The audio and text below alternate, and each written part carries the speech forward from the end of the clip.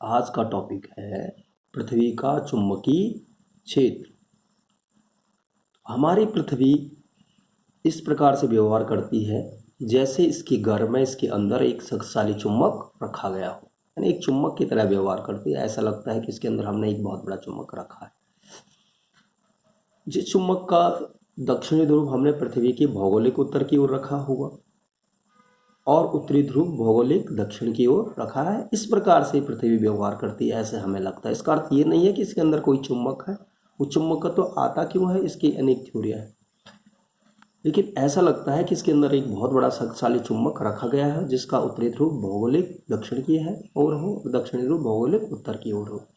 इसकी जो पुष्टि होती है कि वास्तव में हमारी पृथ्वी एक चुंबक की तरह व्यवहार करती है, यानी उसका भी एक चुंबकीय क्षेत्र होता है।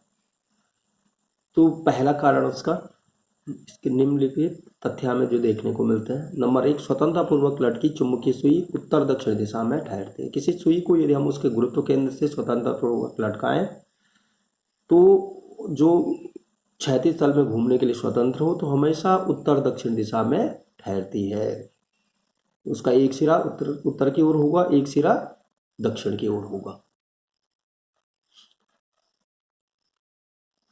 नंबर 2, पृथ्वी में गड़े लोहे के टुकड़े का चुंबक बन जाना। यदि हम किसी लोहे के टुकड़े को इसी दिशा में, जिस दिशा में चुंबकीय सुई स्वतंत्रता पूर्वक लटकती है यानी उत्तर दक्षिण दिशा में, उसमें हमें यदि किसी लोहे के टुकड़ों को काट दें तो कुछ समय बाद उसमें चुंबक के गुण आ जाते हैं, वो चुंबक की तरह व्यवहार करने लगते हैं, चुंबक बन जाता है।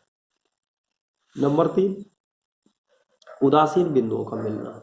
यदि हम चुंबक की क्षेत्र रेखाएं खींचें तो उन क्षेत्र रेखाओं में हमें उदासीन बिंदु प्राप्त होते हैं। कुछ बिंदु ऐसे प्राप्त होते हैं जहां पे जो है चुंबकीय सुई में कोई विक्षेप नहीं आता है, जिससे पता लगता है कि जो पृथ्वी की इन स्थानों पर जो हम जिस चुंबकीय क्षेत्र रेखाएं खींच रहे हैं उसका चुंबकीय क्षेत्र पृथ्वी के चुंबकीय क्षेत्र द्वारा कैंसिल हो गया है, इसलिए यहाँ पर नेट चुंबकीय क्षेत्र 0 आया है, इसलिए वहां पर उदासीन बिंदु प्राप्त हुए।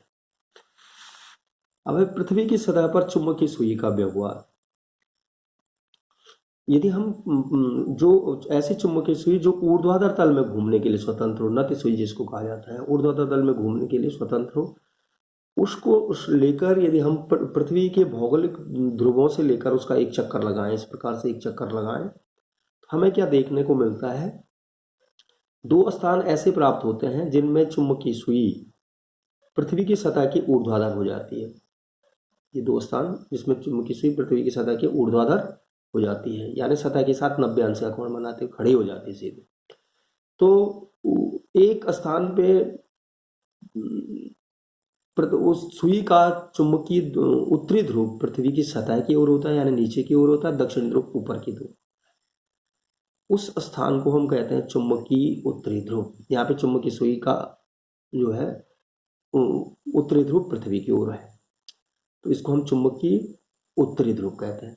और जिस स्थान पर चुंबकीय सुई यहाँ पे भी फिर से लंबवत हो गई है, ऊपर सतह से लंबवत हो गई है, लेकिन यहाँ पे दक्षिणी ध्रुव पृथ्वी की ओर है, उत्तरी ध्रुव ऊपर की ओर है, तो यहाँ इसको हम कहते हैं इस पृथ्वी का ये चुंबकीय दक्षिण ध्रुव, चुंबकीय दक्षिणी ध्रुव।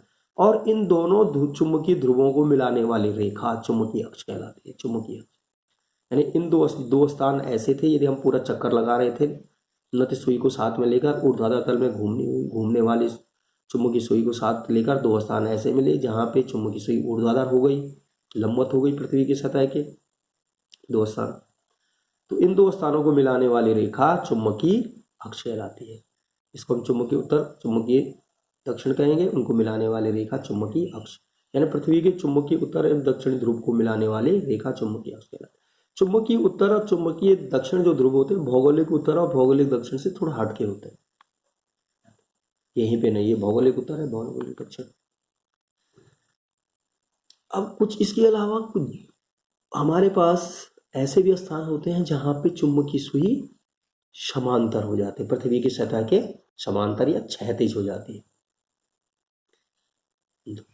तो जिन स्थानों पे क्षैतिज हो जाते हैं, देखो जिन स्थानों पे चुंबकीय सुई पृथ्वी की सतह के क्षैतिज रहती है, समांतर रहती है, उन स्थानों से गुजरने वाला तथा पृथ्वी के चुंबकीय ध्रुवों को मिलाने वाले रेखा यानी पृथ्वी की अक्ष के लंबवत तल, ऐसा तल देखें हम यदि जो उन बिंदुओं को भी मिलाते रहे, उन बिंदुओं को मिलाए जहाँ पे चुंबकीय सुई क्षैतिज होती है और पृथ्वी के अक्ष, ये चुंबकीय अक्ष के लंबवत भी ये तल हो, तो ये पृथ्वी को दो भागों में बांटेगा।